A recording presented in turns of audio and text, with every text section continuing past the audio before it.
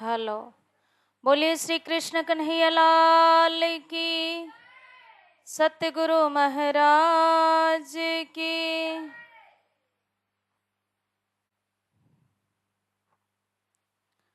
सहनाववतु सहनौ भुनक्तु सह वीर्यं करवावहै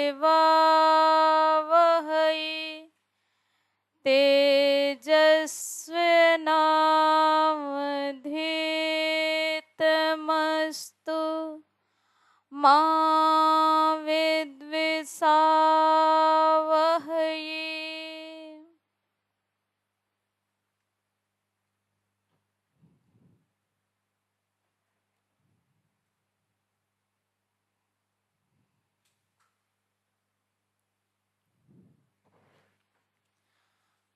तुल्यनिन्दास्तुतिर्मौनी सन्तुष्टो येन केनचित् अनिकेतः स्थिरमतिर्भक्तिमान् मे प्रियो नरः। बोले श्री सतगुरु महाराज की। उपस्थित परम पूजनीय परम वंदनीय आदरणीय श्री गुरु जी के चरण कमल में प्रणाम करती हूँ एवं समस्त साधक साधिका आप सभी को सादर प्रेम प्रणाम प्रणाम। हम लोग भगवान श्री कृष्ण के द्वारा युद्ध भूमि में अर्जुन को माध्यम बना करके भगवान ने जो ये गीता का ज्ञान जो सभी जीवों के कल्याण हेतु प्रदान किया है, 18 अध्याय वाली गीता जो भगवान के मुखारविंद से गाई हुई है, जिसके मध्य में हम 12 अध्याय को लेकर के श्रवण चिंतन कर रहे हैं। भगवान कहते हैं तुल्य निंदा स्तुतिर्मौनी संतुष्टो येन केनचित् अनिकेतः स्थिरमतिर्भक्तिमान् मे प्रियो नरः। निंदा और स्तुति भगवान ने उठाया और मौन, ये 3 विशेष नया शब्द है इसमें। और नीचे है अनिकेतः स्थिरमति। अनिकेतः मतलब घर वाला नहीं है, स्थिरमति उसकी जो बुद्धि है जो प्रज्ञा है वही स्थिर है। तुल्य निंदा स्तुतिर्मौनी, निंदा हो या स्तुति हो दोनों में समान रहने वाला। निंदा और स्तुति, चाहे कोई निंदा करे तो भी कोई स्तुति करे तो भी, दोनों में ही वो सम रहता है, अभिमान रहित रहता है। उसकी कोई स्तुति करे तो अभिमान आ जाए और कोई निंदा करे तो क्रोध आ जाए, ऐसा नहीं है। कहा कि इन दोनों से ही वो क्या है, अलग है, स्तुति और निंदा से परे है।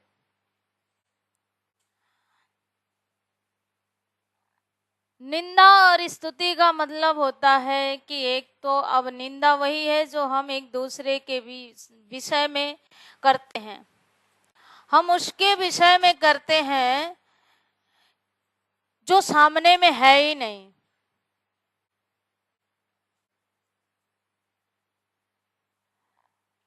सामने में है ही नहीं। 2 व्यक्ति किसी की निंदा करते हैं तीसरे के विषय में, और वो तीसरा व्यक्ति क्या है, वो सामने में मौजूद है ही नहीं।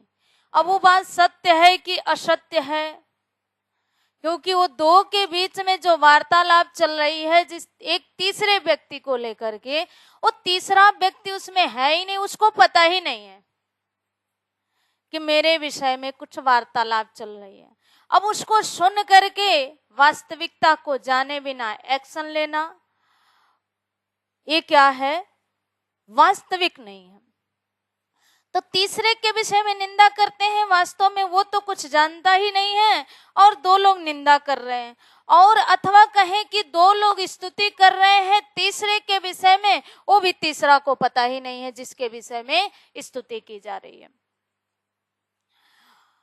तो निंदा में भी, निंदा करने के लिए मैं आचार्य जी ऐसा कहा करते थे क्लास में कि जब एक की अतिशय प्रशंसा होती है तो भी क्या होता है, सामने वाले की निंदा हो जाती है। मतलब सामने में दो व्यक्ति हैं और कहा जाए कि आप तो बहुत ही अच्छे हैं, ऐसे हैं वैसे, इसका मतलब कि जो बाजू वाला है वो अच्छा नहीं है, ऐसा बोलते थे।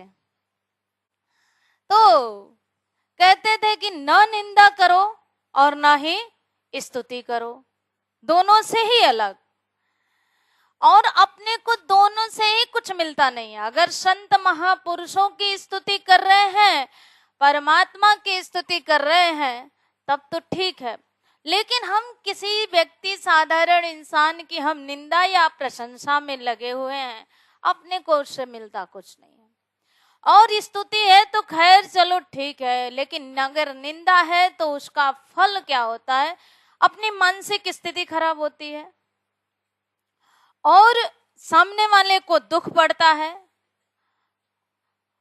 और जिसको हमने वो बात बोला वो व्यक्ति और जिसके विषय में बोला वो व्यक्ति, दोनों के बीच में एक टकराव हुआ। कितनी गलतियां करता है एक व्यक्ति जब किसी के विषय में निंदा करता है, कि निंदा भी अगर वास्तविक हो तो ठीक है, तो जब एक के विषय में निंदा करते हैं तो उसके हृदय से सामने वाले को बिल्कुल डिलीट करवा दिया, और अपने को प्रशंसा का पात्र होने के लिए निंदा क्यों करते हैं? ताकि हमारा बड़प्पन होगा, नहीं तो निंदा करने का कारण क्या है? जहां स्वयं का बड़प्पन भाव लेना होता है, जहां स्वयं को श्रेय लेना होता है, तो हम दूसरे को नीचा दिखाने की हजार कोशिश करते रहते हैं। क्या करें कि उसका जगह यहाँ पर न बन पाए। पर जो ज्ञानी है, जो महापुरुष है, जो भक्त है, उसको तो इससे कुछ लेना ही देना नहीं। कोई निंदा करे तो भी, कोई स्तुति करे तो भी, दोनों से ही वो अलग है। जब बीतक में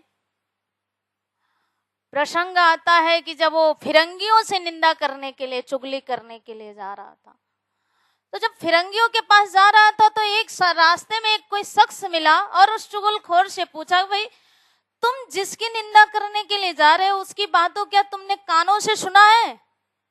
बोला नहीं। अगर तुम कान से उस बात को नहीं सुने हो तो फिरंगी तो सुनते ही एक्शन लेने वाला है, सुनते ही वो सजाए देगा, है ना। तो अगर उस साधु महात्मा ने वो गलती नहीं किया है, तुम्हारे देवी देवताओं की निंदा नहीं की है, उसके बावजूद भी उनको सजाए मिलेगा, तो तुम्हारी क्या हाल होगी? इसका मतलब कि जब गलत में ही किसी को, किसी के विषय में कह करके और उसको चोट पहुंचाया जाए, तो फिर उसका पनिशमेंट कहीं ना कहीं से तो हमें मिलता है। तन की जाने मन की जाने, जाने दिल की चोरी, उन साहेब से क्या छिपा है जिनके हाथ में डोरी। वो तो सब जानते हैं ना कि क्या सत्य है क्या असत्य। पर भक्त के लिए तो जो परमात्मा में मस्त है, उसके लिए तो कोई झूठी निंदा करे तो भी और प्रशंसा करे तो भी वो दोनों में ही सम रहता है, समान रहता है। उसको ना किसी की निंदा से मतलब है, ना किसी की स्तुति से मतलब है, क्योंकि उसको मान बढ़ाई तो उसने कब का त्याग चुका है। उसे तो केवल एक परमात्मा की शरण चाहिए, परमात्मा का आश्रय चाहिए।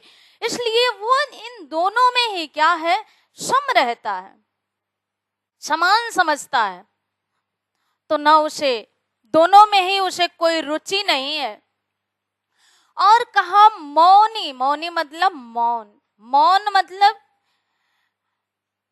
संयत वाक, मतलब वाणी में कंट्रोल हो, संभाल के बोलना। एक मौन होता है जो हम पूरी तरह से मौन होते हैं, जो हम बातचीत नहीं करते हैं, और ये भी एक मौन ही है कि जो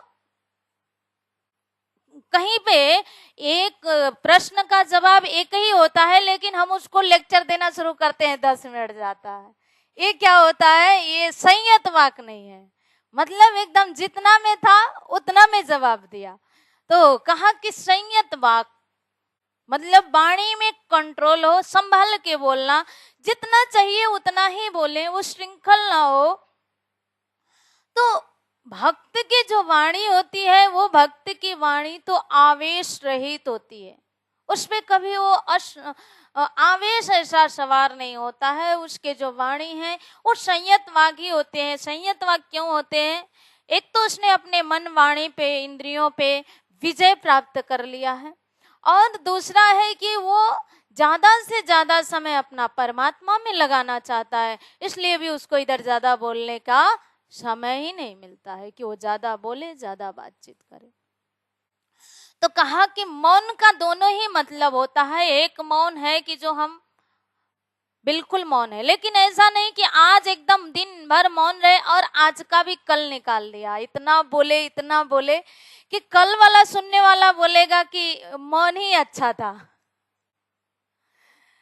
तो ऐसा मतलब जरूरत में बोलना, अभिमान रहित बोलना। वाणी ऐसी बोलिए मन का आपा खोए, औरन को शीतल करे आप शीतल होए। तो एकदम कहा कि मौनी मतलब जो वो भक्त है वो कैसा है, जब वो अधिक से अधिक परमात्मा में ही अपना समय लगाता है, जब उसको निंदा से मतलब नहीं, स्तुति से मतलब नहीं है, और परमात्मा में ही समय देने से वो क्या है, वो मौन है, संयत वाक है, उसकी वाणी में कंट्रोल है, और जरूरत में ही बोलता है। उनके ही परमात्मा के ही स्वरूप को वो चिंतन करता है।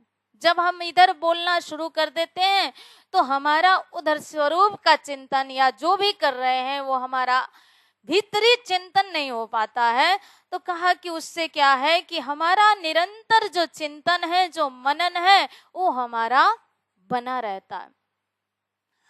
और वो भक्त कैसा है, संतुष्टो, सदा ही संतुष्ट रहने वाला है। थोड़ा मिले तो भी, अधिक मिले तो भी, वो हर परिस्थिति में क्या है, संतुष्ट है। प्राणनाथ जी 3 दिन भूखे रहे तो भी संतुष्ट हैं, और पन्ना जी में जाकर के राजसी ठाट बाट में एकदम छत्रसाल महाराज ने उनको सेवा दिया, उसमें भी वो वही है, सब है। उदयपुर में गई, लगा प्यार फकीरी से, सब कुछ वही त्याग कर दिया, उसमें भी क्या है, संतुष्ट है। तो ज्यादा मिला तो भी, कम मिला तो भी, नहीं मिला तो भी क्या है, संतुष्ट, सदा संतुष्ट। आज 1 दिन 2 दिन 3 दिन नहीं, सदा ही संतुष्ट रहने वाला। और स्थिर मति, बुद्धि कैसी है, स्थिर बुद्धि है, प्रज्ञा एकदम स्थिर है, सम्यक है, उसी में एकदम चिंतन में ही लगा हुआ है, विवेचन में ही लगा है, सत्य क्या है, असत्य क्या है, नित्य क्या है, अनित्य क्या है।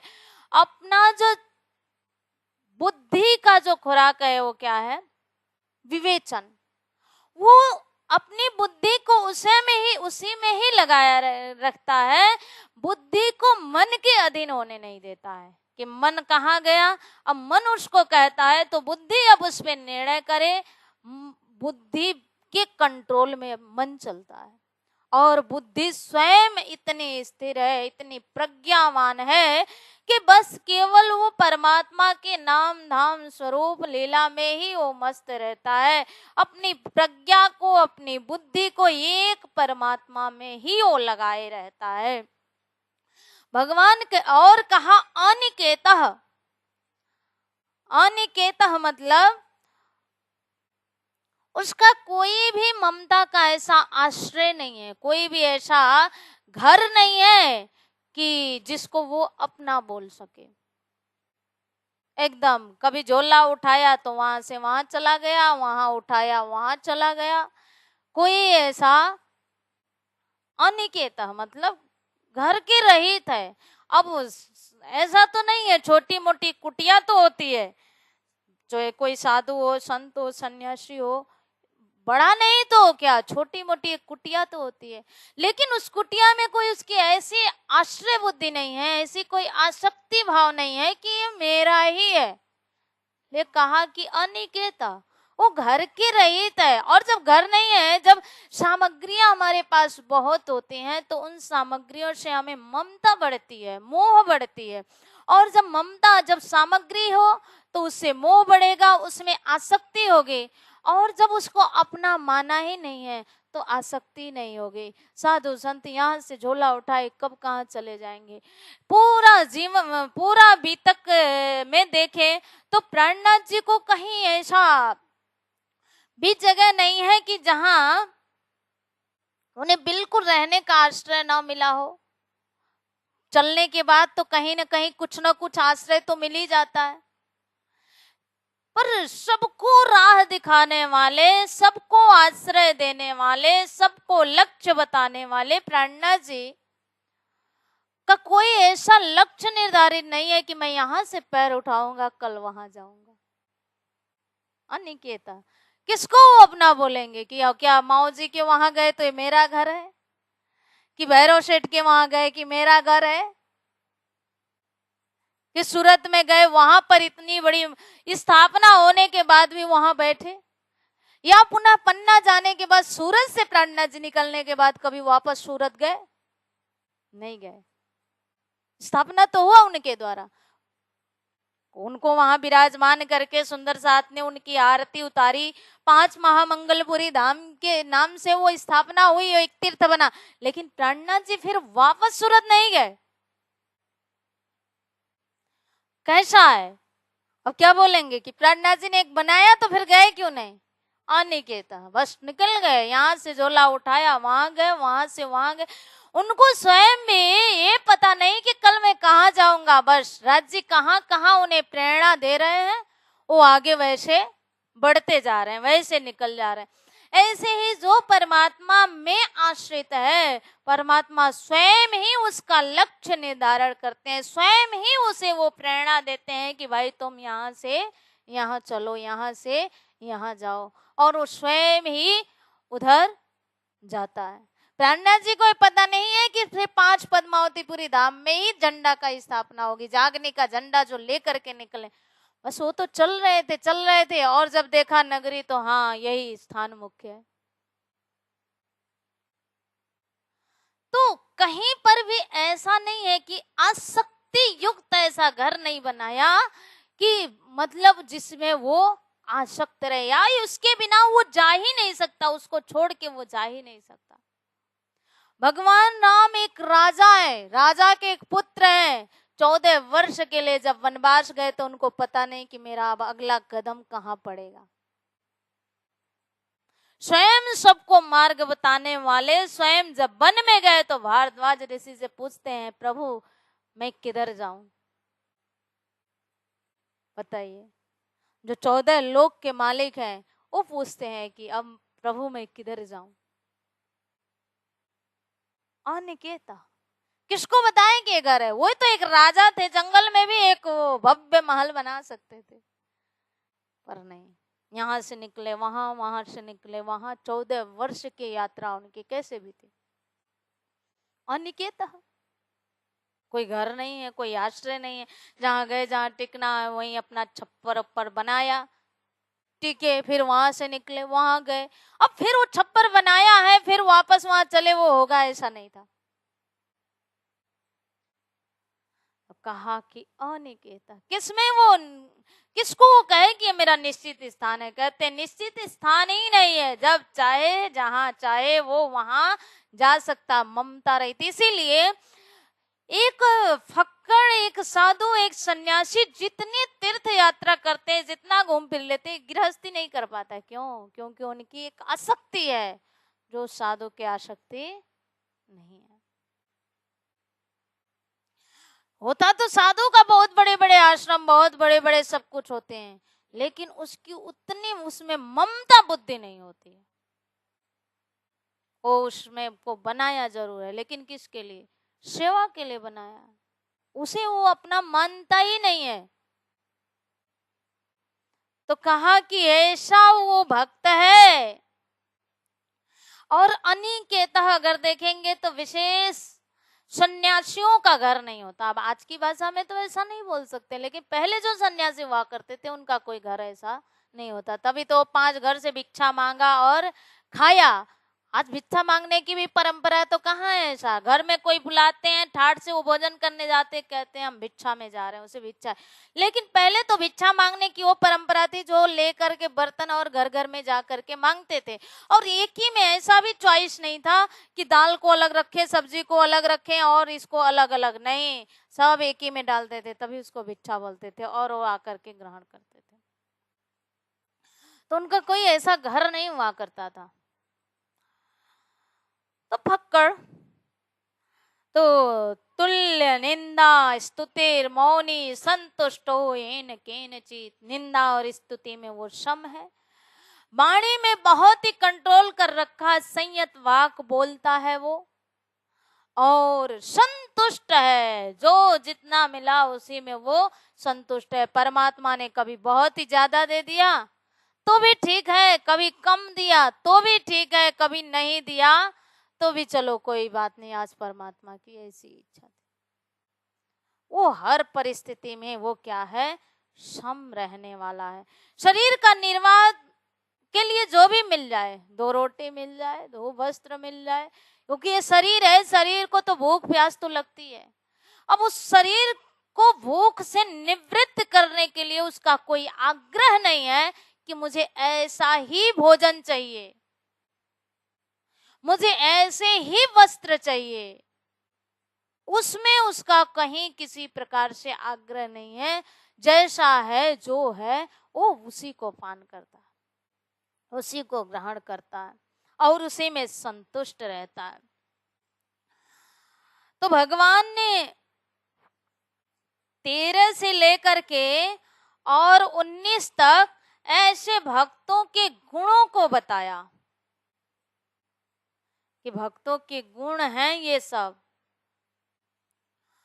अब आगे कहते हैं, ये तो धर्म्यामृतमिदं यथोक्तम पर्युपासते श्रद्धा न मत परमा भक्तास्तेतिव मे प्रियाः। ये तो धर्म्यामृतमिदं, यथोक्तम मतलब, यथोक्तम मतलब जैसा ऊपर बताया, पर्युपासते उपासना करता है अथवा सेवा करता है, कैसे करता है, श्रद्धा नाम, श्रद्धा पूर्वक भगवान की वो सेवा करता है, श्रद्धा युक्त होकर के करता है, क्योंकि श्रद्धा की बहुत महिमा है। गुरु वेदांत वाक्येषु विश्वास, श्रद्धा विश्वास, गुरु के वचनों में विश्वास रखना, शास्त्रों में विश्वास रखना, सदग्रंथों में विश्वास रखना, महापुरुषों के वचनों में विश्वास रखना, और दिव्य धाम से आए हुए पर ब्रह्म परमात्मा स्वयं के आराध्य शक्ति श्यामा जी महारानी, स्वयं श्री राजी महाराज हक्के स्वरूप प्राणनाथ जी में आकर के 18,758 चौपाई दिया, जिसमें सभी सदग्रंथों का सार, वेदों का सार, कतेबों का सार और दिव्य धाम की लीला, दिव्य धाम कैसा है, सब कुछ ला करके रख दिया। अब उस सब में क्या करना है, श्रद्धा करना है, कि श्रद्धा से ही प्राप्त होता है। तो श्रद्धा नाम, श्रद्धा युक्त, और श्रद्धा से ही प्राप्त होने वाले हैं जो भी परमात्मा के वचन हो, वेद शास्त्र के वचन हो। क्योंकि अगर उस पे श्रद्धा नहीं है तो अनेक टिप्पणियां आएंगी, ये यहाँ ऐसे कैसे हो सकता है, शास्त्र ने कहा है तो हम इसको कैसे मान लें कि ये शास्त्र सही कह रहा है। अरे शास्त्र की नहीं मानेंगे सही कह रहा है, वाणी की नहीं मानेंगे सही कह रहा है, तो किसका अपना मानेंगे? अपना क्या होगा? तो उनमें श्रद्धा करना, उसमें विश्वास करना।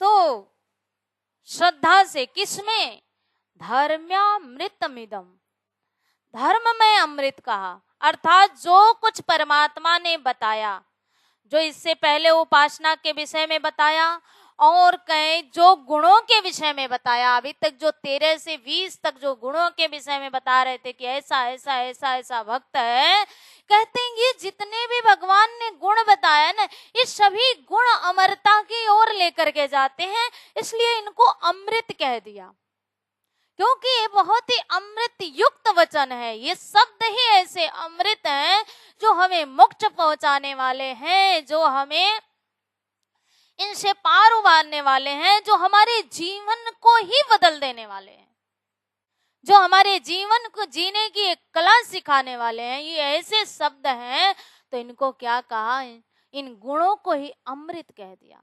वैसे तो देखें 3 प्रकार की अमृत होती है, एक धरा अमृत, एक अधरा अमृत और एक अमृत होती है जो स्वर्ग आदि में मिलता है। तो 3 प्रकार के अमृत होते हैं।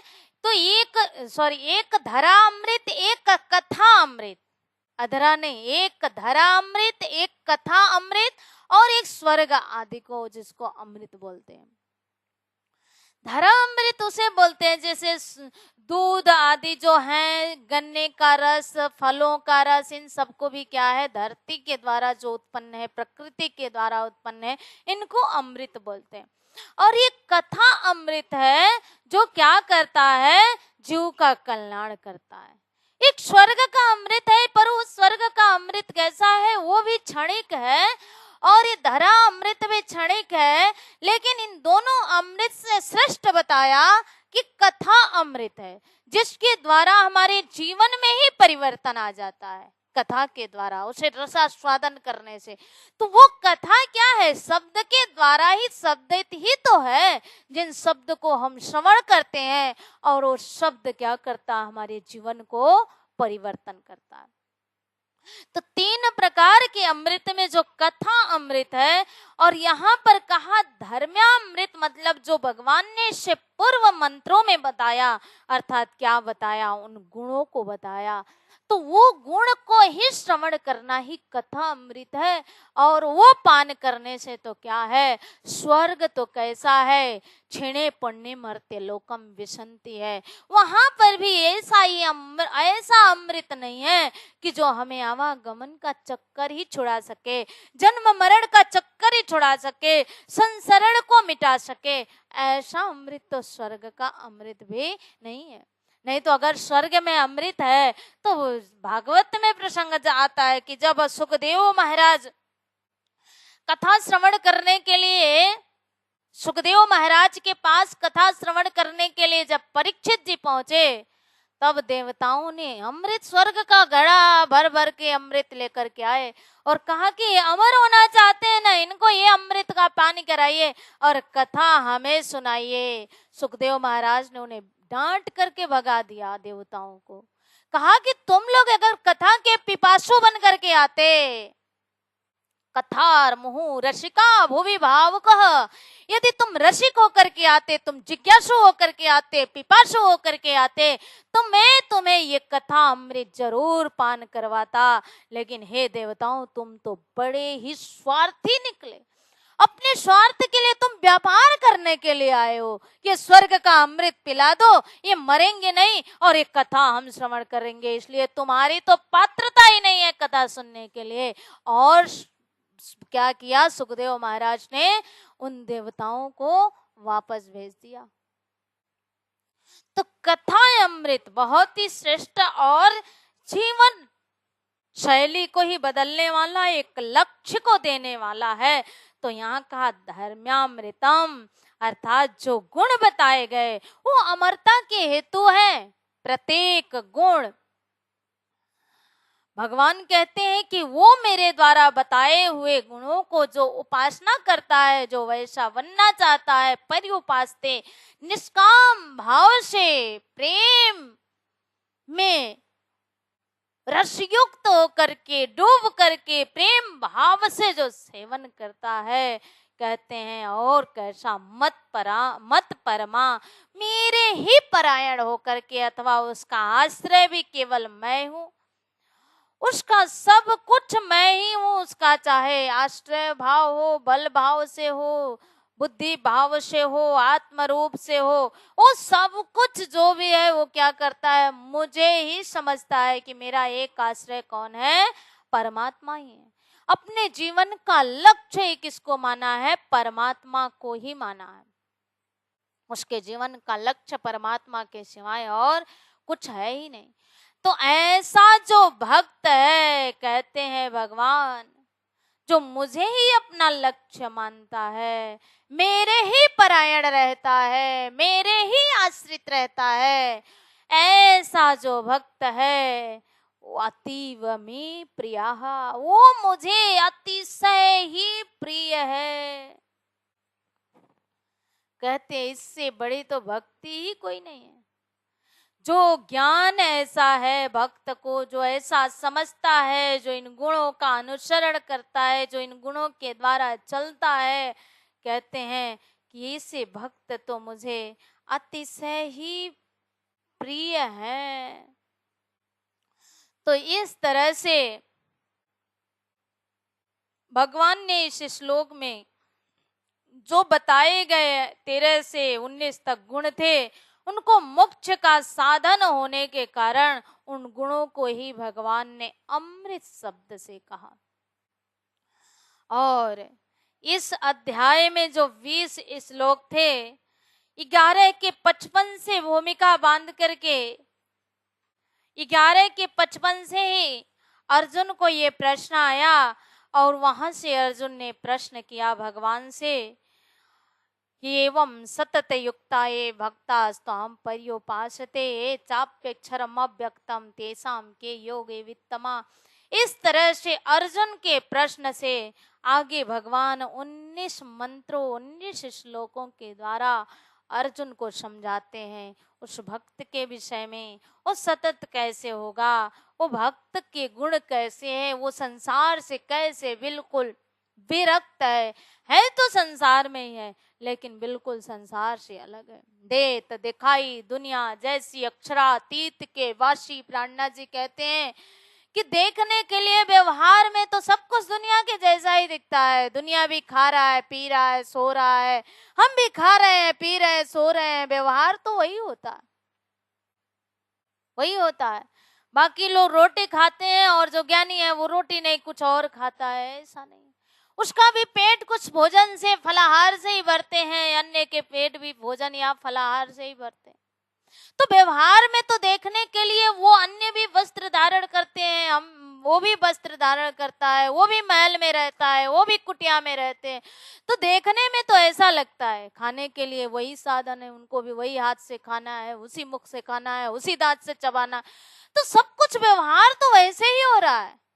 तो कहते हैं कि देत दिखाई दुनिया जैसे, प्राणनाथ जी कहते हैं देखने में तो सब कुछ दुनिया के जैसा ही दिखता है, जो कुछ भी व्यवहार हो रहा है दुनिया जैसे ही दिखाई देता है, लेकिन भीतर का जो लक्ष्य है, भीतर की जो भावनाएं जुड़ी हैं, वो किसके साथ जुड़ी हैं, वो तो अक्षरातीत श्री कृष्ण के द्वारा जुड़ी हैं, धाम धनी के द्वारा। लक्ष्य किसको बनाया है, परम धाम, अक्षरातीत के वासी, वो नित्य निरंतर संसार में रहते हुए भी वास कहाँ कर रहे हैं, कहते हैं कि मैं तो सदा परम धाम में ही रमण करता हूँ, परम धाम में ही हूँ।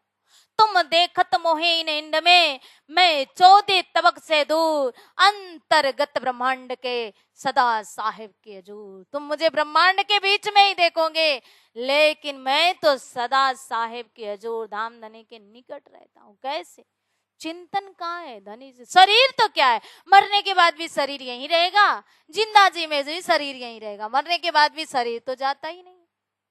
जो भीतर की शक्ति है, वो भीतर का जुड़ाव किसके साथ है, वो जो तार लगा हुआ है वो कहाँ से लगा हुआ है, मेन बात वहां है। बाकी शरीर तो कहीं भी रहे, लेकिन वो भीतर का लक्ष्य जो है, जो आत्मा का संबंध किससे जुड़ा हुआ है, संबंध मूल को मैं तो पाऊं पल छोड़ियो न जाए। ऐसा हो चुका है कि वो जो आत्मा का संबंध है वो दम धनी के साथ ऐसा जुड़ा है, जो एक पल भी छोड़ना नहीं चाहती, एक पल भी उससे अलग होना नहीं चाहती। तो रहने के लिए दुनिया में ही रहना, खाना पीना सोना सब कुछ यही होता है, लेकिन जो लक्ष्य है भीतर का, वो वेशभूषा के द्वारा वो व्यक्ति की भक्ति की तुलना वो मूल्यांकन नहीं कर सकते हैं। जसिया भाई को देखे अभी तक में, उनको देख करके कोई उनकी पहुंच की तुलना कर सकता था क्या? है? सब लोग तो यही कहते थे ना, अरे बस खा खा करके दिन भर पड़ा रहता है, ना सेवा करता है ना कुछ करता है। लेकिन जसिया बाई को देखिए, उनके भीतरी जो आंतरिक जुड़ाव था वो कितना गहरा जुड़ाव था। तो देख करके ही हर जगह समझ में आ जाए। बहुत जगह ऐसा होता है जो देख करके समझ में नहीं आता। वेशभूषा से वो बहुत बड़े होंगे, उनकी जटा बहुत बड़ी है इसलिए वो बहुत बड़े ज्ञानी होंगे, उनके आश्रम बहुत बड़े हैं इसलिए वो बहुत सर्वश्रेष्ठ होंगे। उससे नहीं है। अगर उससे होता, सदगुरु महाराज ने 4 कच्छ में इतना खोज करने के बाद बड़े बड़े डिम्बधारी कन फटे और एकदम राजगुरु कहाँ वहीं पूजे कलक सारी, ऐसे ऐसे लोगों के पास गए प्राण सदगुरु महाराज, लेकिन उनको क्यों नहीं शांति मिली? अगर भेष से होता है, भूषा से होती है, बड़े बड़े आडंबरों से होता है, बड़े बड़े आश्रमों से होता है, बड़े सारी दुनिया हमें जानती है, सारी दुनिया हमारी पूजा करती है, यदि इससे होता है तो फिर उनको शांति क्यों नहीं? भीतर की जुड़ाव किसके साथ है? वो कनेक्शन कहाँ लगा हुआ है? और यदि वो है तो जसिया भाई जैसे लोग एक कोने में पढ़ करके कर रहे हैं, जिनका कुछ भी नहीं है, लेकिन सबसे महान वो आत्मा। तो महान साधना से, इससे सामर्थ्य से कोई महान पूजनी बन सकता है दुनिया का धन वैभव आदि करके, लेकिन भीतरी शक्ति भीतरी साधना से ही होती है। तो जो भगवान ने यहाँ भक्तों के लक्षण में और स्वयं कैसा होना चाहिए इस विषय में भगवान ने जोड़ दिया है और हर तरह से बताया है। जो 20 श्लोकों के माध्यम से हम लोगों ने यथा योग्य श्रवण किया। परम पूजनीय परम वंदनीय आदरणीय श्री गुरु जी की आज्ञा अनुसार मुझे भी ये अध्याय थोड़ा पढ़ने का और चिंतन करने का समय मिला, तो मैं गुरु जी को भी बहुत बहुत आभार व्यक्त करती हूँ। आप सभी को भी बहुत बहुत धन्यवाद कि आप लोग बैठ करके यहाँ श्रवण किए। और अब मैं 12 अध्याय को यहीं पर लास्ट मंत्र दोहराते हुए विराम करती हूँ, समापन करती हूँ, प्रणाम करती हूँ। ये तु धर्म्यामृतमिदं यथोक्तं पर्युपासते,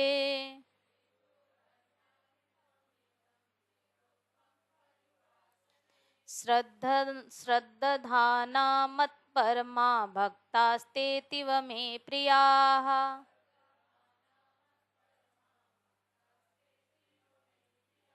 बोले श्री कृष्ण कन्हैया लाल की, सतगुरु महाराज की, श्री प्राणनाथ प्यारे की, प्रणाम।